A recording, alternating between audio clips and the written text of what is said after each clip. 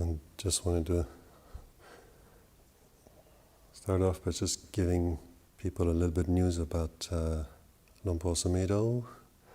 He and I have been out of circulation because we caught COVID on the way back down from his sister's funeral. But we've both seemed to have relatively light symptoms and are on the mend. So him being an older person, his kind of recovery is a bit slower, but he's doing okay.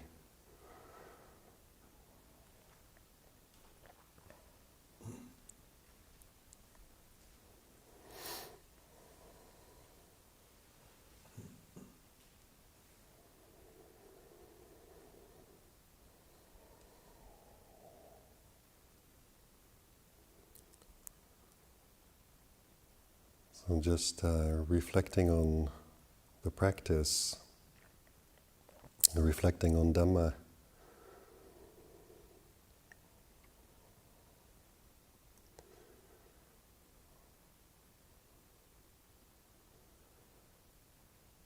We have this format of the Four Noble Truths that the Buddha gave us, which is always a very good foundation to come back to.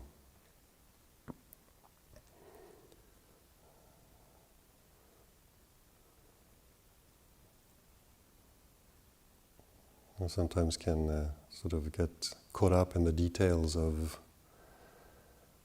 the abundance of different types of reflections that are available on Dhamma, but it's always been an inspiration to see how all the great teachers, including Paul Sumedho, Paul Passano as well, sort of always coming back to the Four Noble Truths.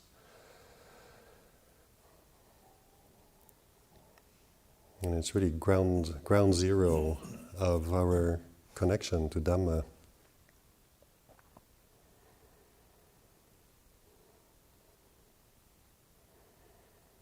And looking how whatever it is that we're experiencing here and now, the present moment, looking at that in the light of the Four Noble Truths.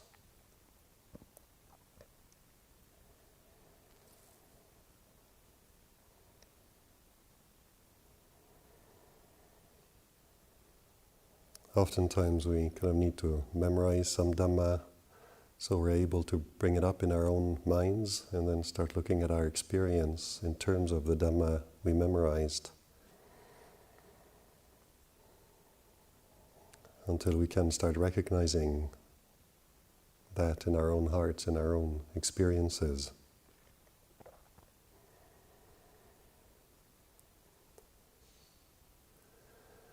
And that's interesting to watch how that is reflecting on Dhamma always has a way of leading back to peace, leading back to quiet, to silence, to spaciousness, to an openness and relaxed state of mind.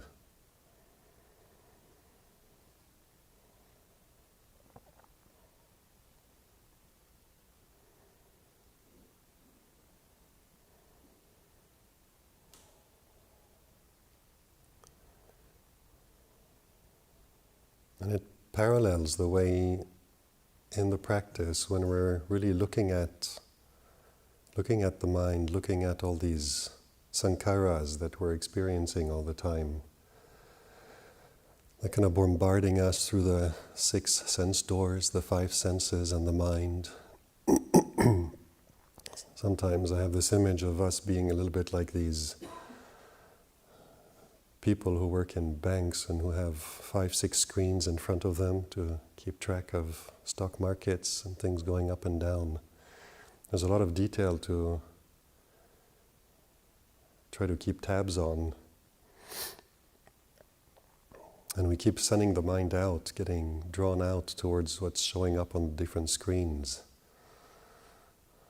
on the screen of sight, on the screen of sounds, smells, tastes, physical sensations, and on the screen of the mind where we get all these memories and thoughts and emotions, states of minds.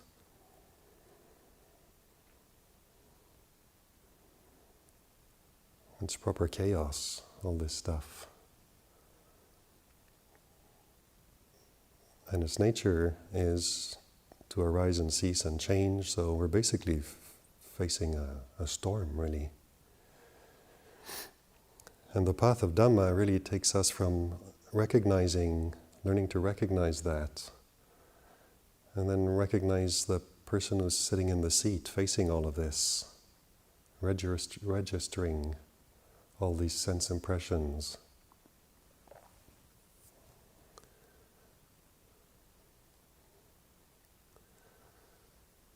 So we're going from an abundance of information back to the center, from the periphery to the center, from multiplicity to back to unity, and back to this position of knowing here and now. And that's a process of tranquilizing, pacifying, winding down, settling down.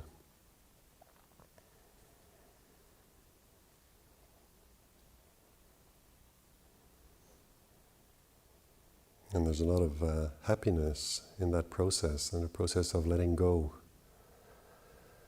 and just settling down here and now in an open and relaxed way.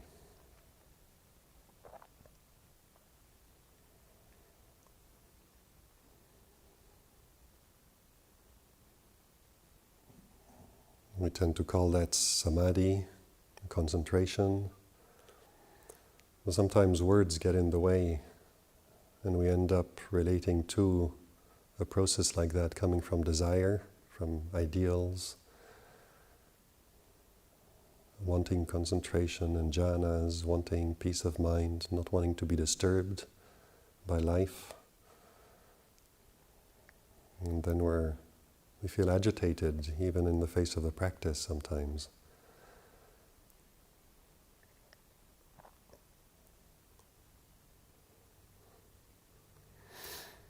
So it's really good to learn to look at this in terms of anatta, of non-self.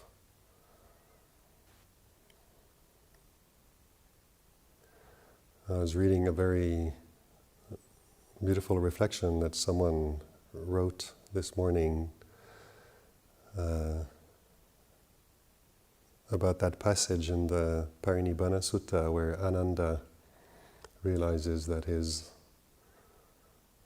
closest friend, beloved teacher, is dying, and goes off and leans against the doorpost of a kuti and basically breaks down into tears. And the Buddha kind of is lying on his right side and kind of looks around, doesn't see Ananda, and tells someone to go and fetch him, calls him over and says, Don't cry, don't grieve, don't get lost in that, Ananda. Haven't I taught you that everything that is conditioned, that arises, has to cease? And the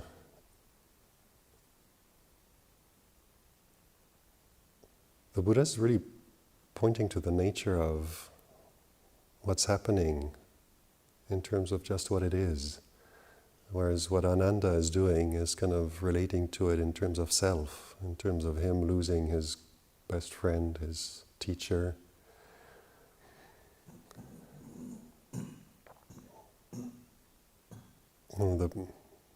This little text was kind of very interesting in how it was pointing out the common translation of what the Buddha is telling Ananda is, do not cry, do not sorrow.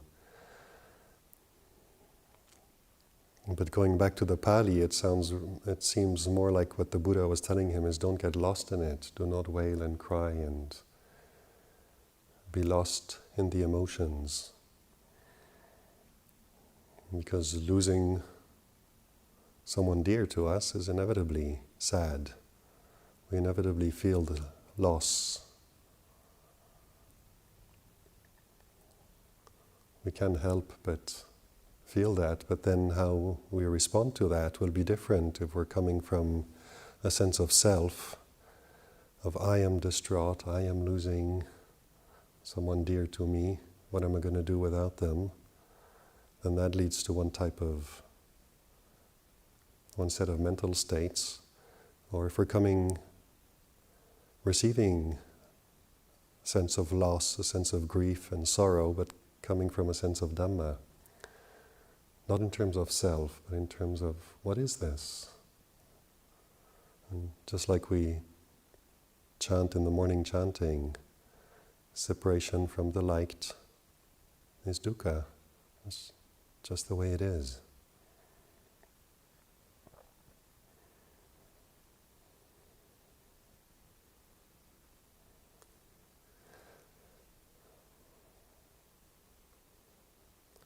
So it's really good to ask ourselves, guide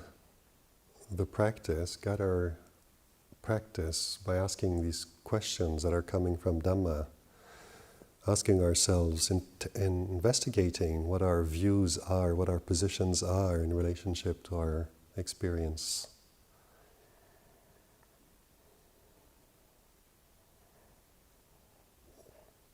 Having COVID is an interesting experience, being able to look at that and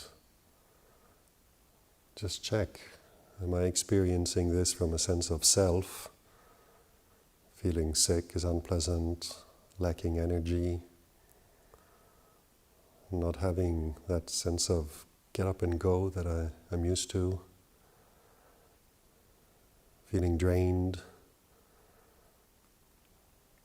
There are a lot of physical sensations and sort of emotions that can come up that are not necessarily pleasant.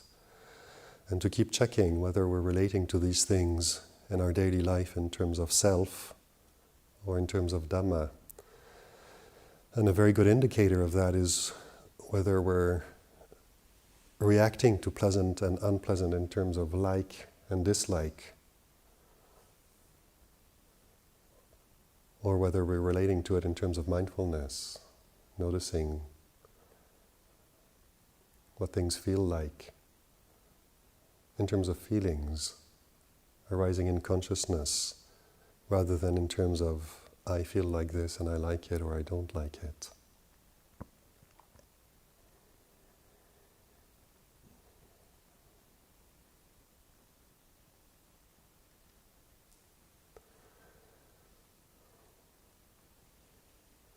It's interesting to listen to the Dalai Lama offering some Dhamma reflections, because he almost inevitably starts, almost every talk I've listened of his, he always starts by pointing out how all of us want to be happy and want to avoid suffering or be free from suffering.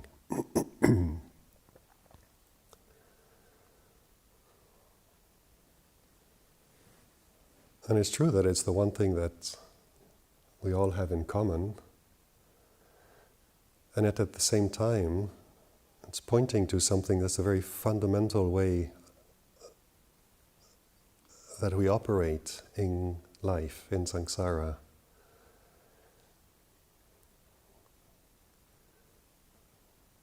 We experience sense contact, and inevitably it's either pleasant, unpleasant, or neutral. And when we're just operating out of habit, coming from ignorance, we like pleasant sensations and we dislike unpleasant sensations, and then that's what's going to guide our behavior.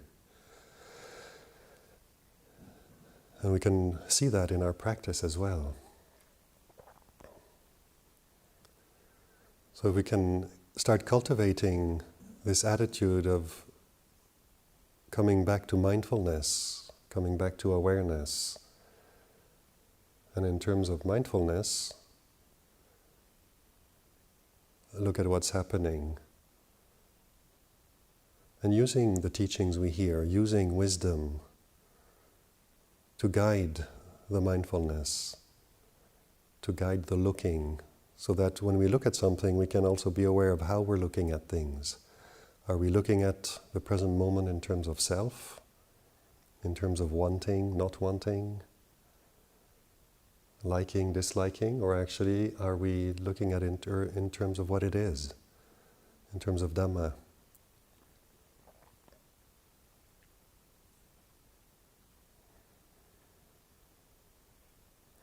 And when we look at things in terms of Dhamma, we'll always find we're taking a step back and have a perspective on things, on an emotional level as well. When we're operating from like and dislike, from wanting, not wanting, there's a contraction in the heart, in the mind. Desire really translates as tension in the mind. It's the tension that there is, that's caused by being where we are, not being content with it and wanting things to be otherwise. So we're inevitably here, but we want to be elsewhere. We want things to be otherwise. And so we're pushing against the nature of how things are right now. And that creates tension in the mind, tension in the body as well. And when we can remember that our usual modus operandi is to function from desire, from wanting, not wanting, from self, just recognize that, step back from it and say, okay, well, I can keep doing this and that would feel like this, or how can I look at things right now in terms of the way they are, accepting the way they are. So that goes in the opposite direction of tension, wanting things to be otherwise. It's acceptance, acceptance of the way things are, welcoming the present moment as it is. And then wisdom helps us recognize desire can still be there, but we're not grasping desire anymore. We're able to let desire go. Desire arises because it's our habit. We've been doing that our whole life. We've been probably doing it for eons and eons, being reborn over and again in samsara, operating from desire. So it's a strong habit. We can't prevent the habit from arising, but we can recognize it and leave it alone.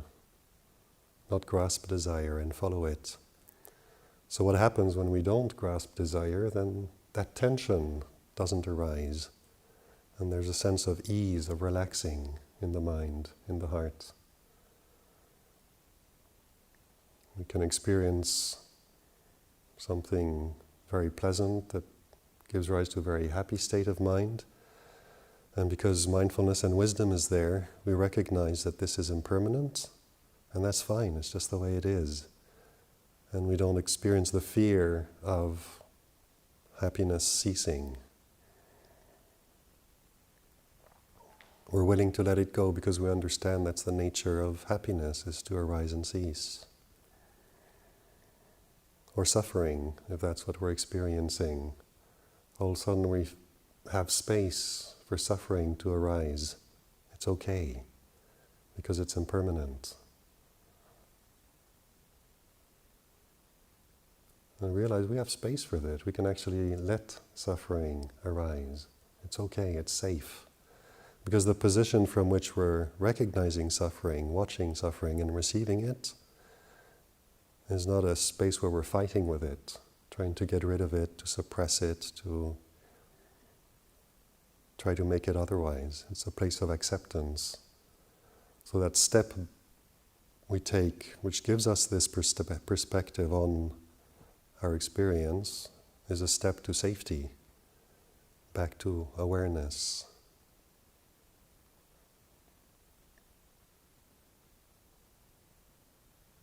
And we're recognizing, watching, studying this present moment informed by wisdom, informed by understanding.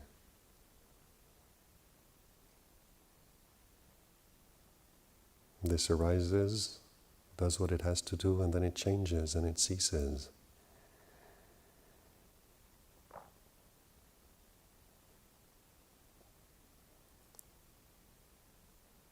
It's okay to let it do its thing. And to recognize the position where we're at when we are actually recognizing the present moment like that. It's a position of comfort. It's a position of ease.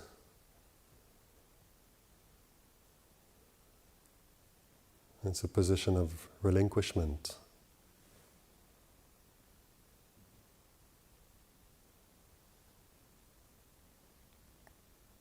Of letting go. Also of letting things come as well as letting things go. And it's a position from where we don't experience fear. We're not afraid of things that arise. Because awareness is a place of safety, it's a place of refuge.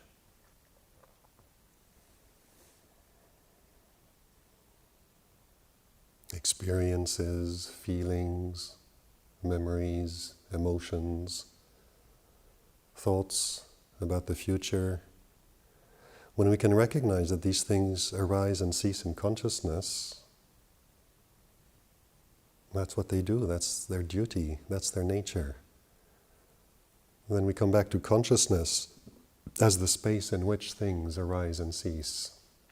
And consciousness, awareness, knowing becomes our reference, becomes our refuge. Like Lompo Samedo likes to say, if you want to identify with anything, identify with consciousness. There's kind of this wide open space that doesn't need to be created. Consciousness is here and now all the time. And then in consciousness, all this stuff arises and ceases. And we don't have to get involved. We don't have to pick and choose, grasp some of it, try to get rid of the rest, so that our little corner of consciousness is a comfortable and pleasant one. We don't have to do that because consciousness itself doesn't get marred or stained or disrupted or disturbed by anything that arises and ceases in it.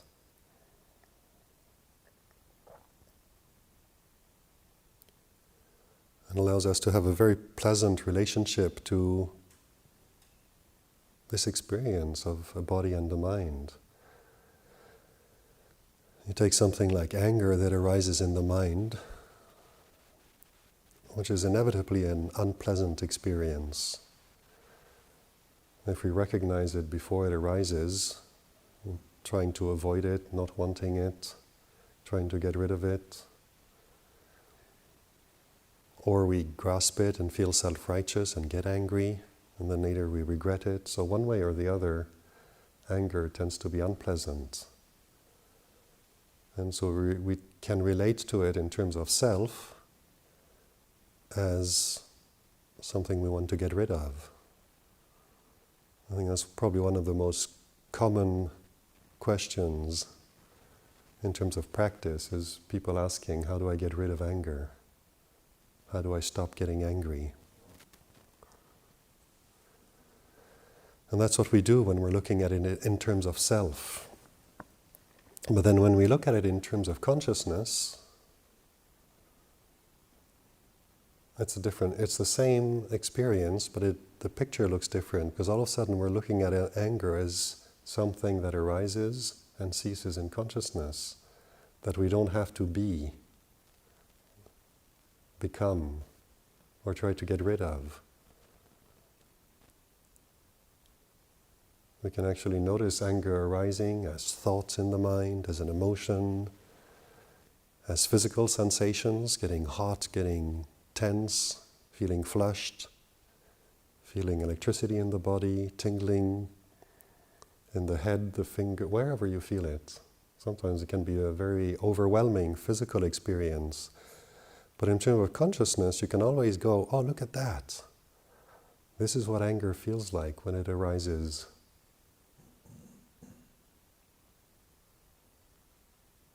And the refuge is consciousness. The refuge is the awareness of it. Knowing, oh, anger is like this. And we don't have to become angry, but we also don't have to get rid of it. It's perfectly okay for anger to arise, to be experienced, to be felt, and then it does what it has to do, it passes. And the whole time our refuge is knowing. Right now it's like this. It changes and then it passes.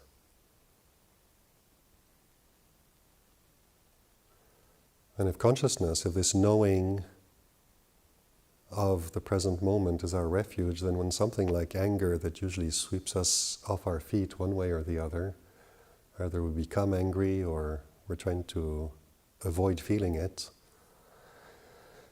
if we experience it from this knowing, from this consciousness, and awareness is our refuge, then we feel perfectly safe with something as unpleasant and potentially dangerous as awareness, as anger arising and ceasing. It's okay.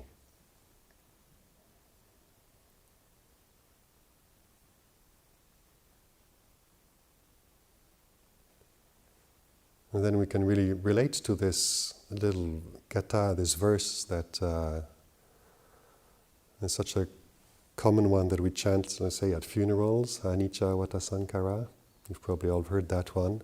Everything is impermanent. What is of the nature to arise is of the nature to cease. And in the cessation is peace.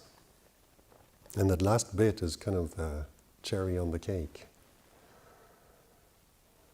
Because when we stay with awareness, we watch something arise and we really appreciate it in terms of Dhamma. Staying with consciousness and watching this arise, change and cease. Once it has ceased, we're still with consciousness. We're still knowing here and now this has ceased and the disturbance has passed. And what's left is peace, tranquility, but in a light way, in a bright way, in a way that we can really savor and enjoy.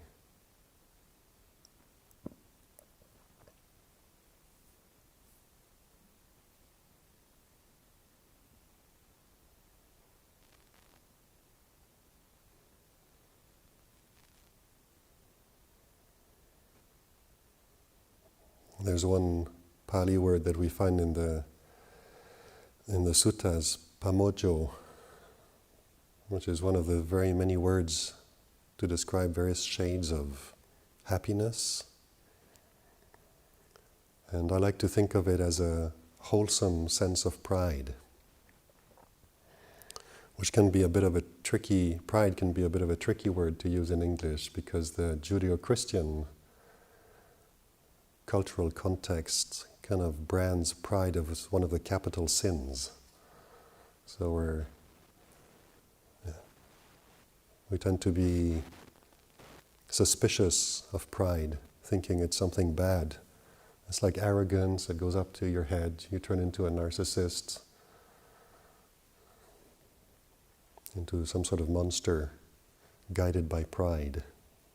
So it seems like something very dark, but in the practice, when we actually learn to come and relate to this body, to this mind, to the experiences of the present moment in terms of Dhamma, and we start experiencing the freedom that Dhamma provides, that this perspective, this point of view of Dhamma, stepping away from self and coming to look at things in terms of Dhamma, it always gives rise to a sense of lightness, to relief, to comfort and ease, to relaxing.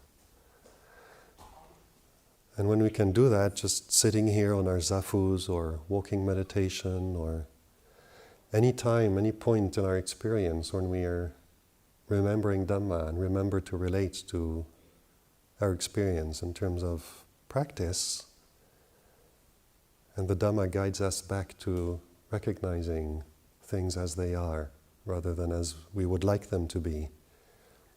It always feels light, it feels bright, it feels comfortable, it feels good, it feels wholesome. Even in small ways, we feel like we're disentangling ourselves from desire, from all the complications that arise with wanting things to be otherwise. And then discontent starts fading. It always feels good. And pamojo is this sense of realizing what's bringing this about. It's just this cultivation of right view, right understanding, bringing that into our practice, into our daily lives, into the way we relate to each other, the way we relate to the activities we have, whether we're in lay life, working, on holiday, whether we're monks living up in our kutis in the forest or participating in chores.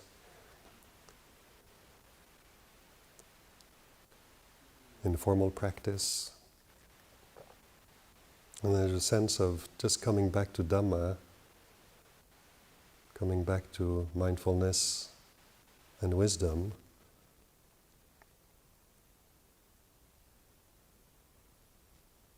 and inclining towards that, intentionally seeking that,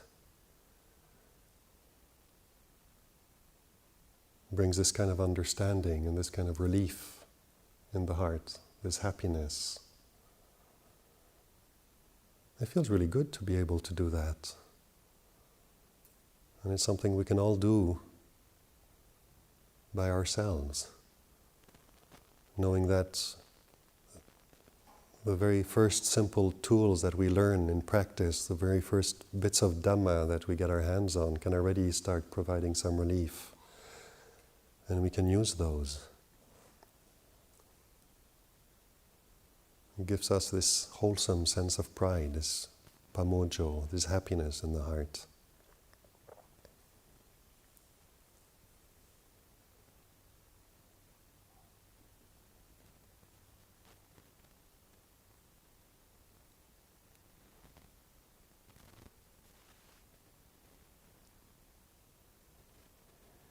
So whether we're reflecting on Dhamma more on a thinking level, literally thinking of the Buddha's teachings, of the teachings we've heard, that we've memorized. That's kind of what the Buddha describes as the first level of wisdom, pariyatti Dhamma, studying Dhamma. And then we bring that into the heart and start integrating it into our lives. How does that apply to me?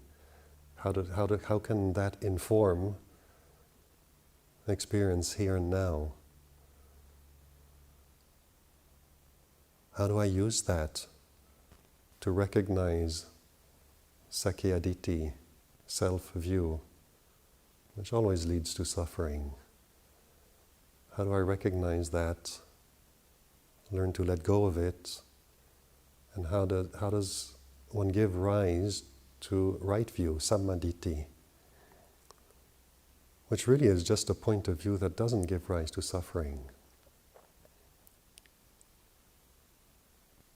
Recognizing things for what they are rather than for what we would like them to be. Then that's bringing that intellectual wisdom into our hearts.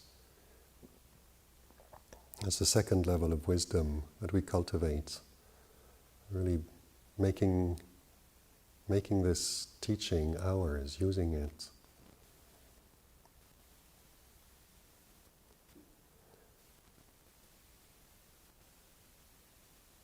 And then that really guides us back to this unicity,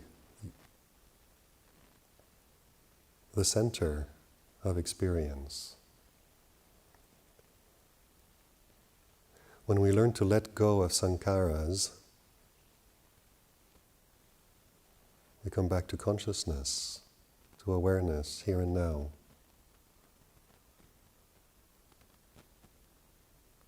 It's relaxed, it's centered, it's bright. It doesn't feel like there are any limits to it in terms of what it can do, how much it can receive.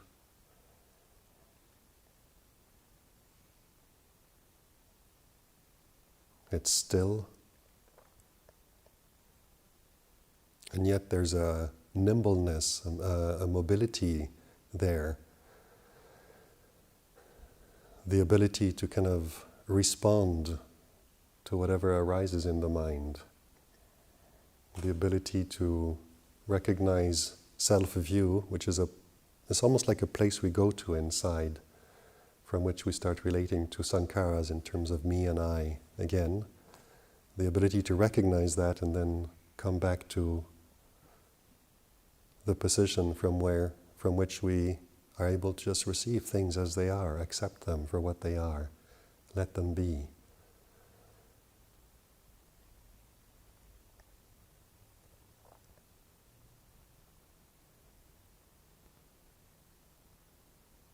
And when we're able to come back to this place and develop the ability to stay there, kind of the staying power, we come back there frequently, and then as often as we come back there, we learn to just recognize it for the refuge it is, trust it. And we do that by just appreciating the absence of suffering, recognizing the suffering that arises every time we revert back to self-view. And then when we come back to right view, recognizing things as they are, recognizing the absence of suffering, that's not a position that gives rise to suffering. That's safe. That's an important aspect of it to recognize, because that's what's going to lead to trusting. Trusting this, that's why we call it a refuge. It's safe. And we need to educate ourselves to recognize it, recognize what it is that makes it safe, what makes it a refuge. And that's where the trust grows. And the more the trust grows, the more we will go to that place, the more we will stay at that place.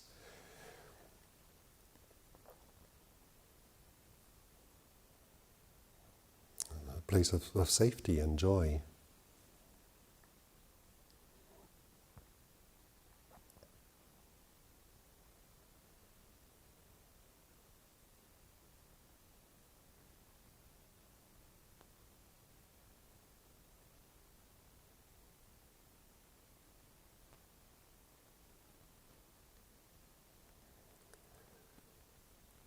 So contemplating these Four Noble Truths and learning and practicing, bringing them back into our hearts. It does start off talking about suffering and the cause of suffering, which need to be recognized, understood. But really what it's about the end of suffering.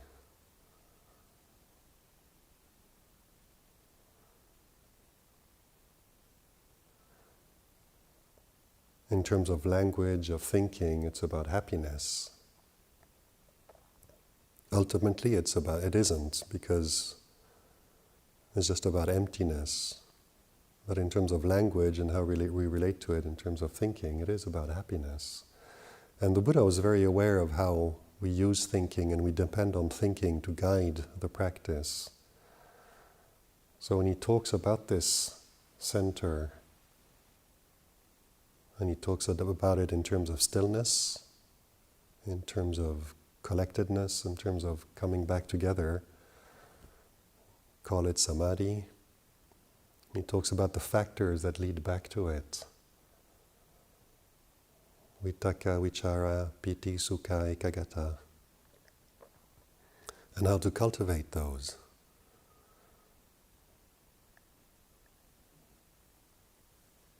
coming back to it, learning to stay with it, and then appreciating, piti, sukha, appreciating the freedom there that is there. Absence of suffering is happiness, and really recognizing that. So in practice, what we're cultivating in terms of happiness is not the happiness of getting what we want, of experiencing something exciting that causes us to feel happy, which is a conditioned form of happiness because it depends on the object of experience. And the happiness of the practice is a happiness that is really an absence of suffering. And as we learn to recognize that, this piti, this joy, and sukha, this kind of really profound, tranquil happiness arise.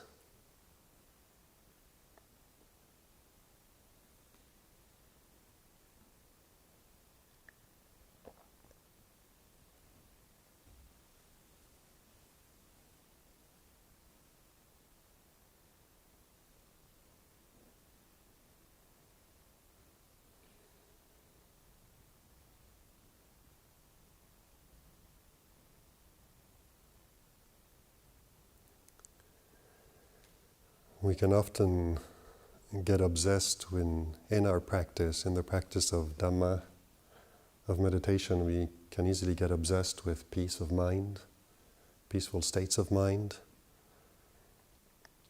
and kind of lose sight of the bigger picture. But it's good to remember Lumpur Cha's metaphor of looking for peace is like looking for a turtle with a mustache. Because peace is really something that just happens when the conditions are right.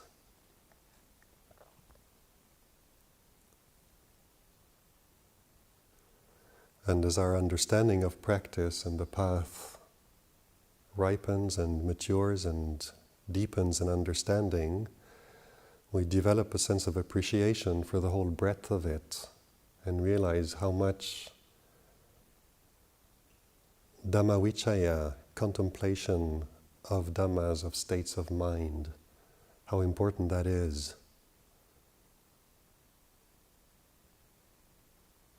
For nurturing wisdom, understanding. Because understanding really is what, at the end of the day, leads to freedom, to liberation. And so not to be afraid of kind of investigating states of mind, pleasant ones, unpleasant ones. Not being afraid of getting interested in the hindrances, studying them, experiencing them, welcoming suffering, welcoming disturbances, welcoming moods. All these things that we usually try to get rid of when we think of sitting on a zafu and experiencing a happy, peaceful meditation. That comes in due course, but not to be afraid to kind of investigate stuff and keep coming back to how do I understand this in terms of Dhamma.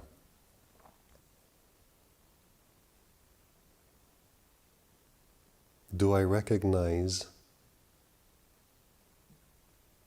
the picture that inevitably arises when I come back to self, which tends to be automatic and happens unaware?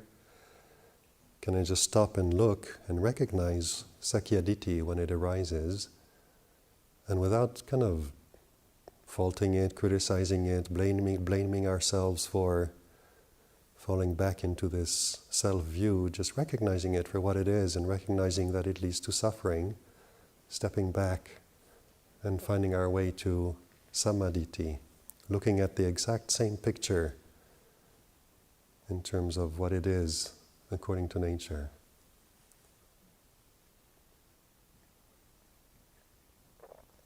And over time, as we do this, as we walk the landscape of the practice. We go back and forth, up and down, right and left.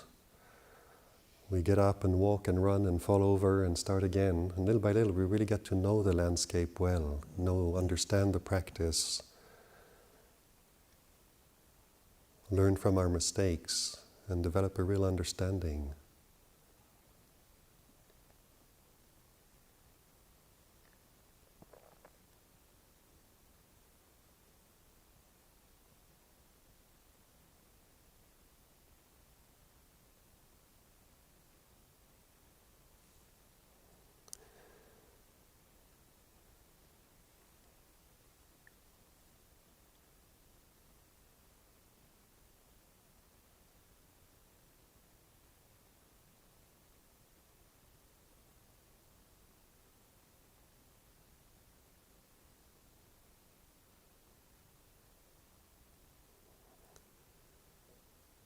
I think I'll leave it at that and just offer this for reflection.